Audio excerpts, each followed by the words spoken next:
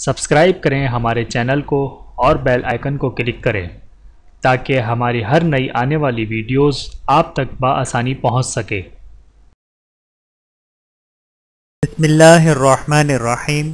تراویح کا خاص اہتمام کریں کیونکہ تراویح گناہوں کی مغفرت کا ذریعہ ہے۔ رسول اللہ صلی اللہ علیہ وآلہ وسلم کا ارشاد گرامی ہے، جو کوئی رمضان کی راتوں میں ایمان کے ساتھ اور حصول ثواب کی نیت سے عبادت میں کھڑا ہو تو اس کے تمام اگلے گناہ بخش دیے جائیں گے۔ بحوالہ صحیح بخاری، حدیث نمبر 1905۔ تراویح کا آپ کے روزوں سے گہرا تعلق ہے۔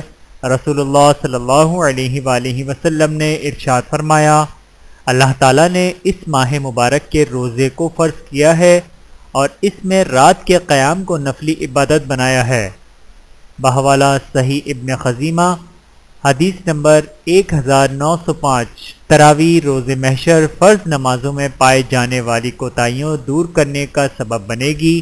رسول اللہ صلی اللہ علیہ وآلہ وسلم کا ارشاد گرامی ہے، اگر روز محشر فرض نمازوں میں کچھ کمی ہوئی تو اللہ تعالیٰ ارشاد فرمائیں گے، دیکھو کیا میرے بندے کے پاس کچھ نفلیں بھی ہیں جن سے فرضوں کی کمی پوری کر دی جائے۔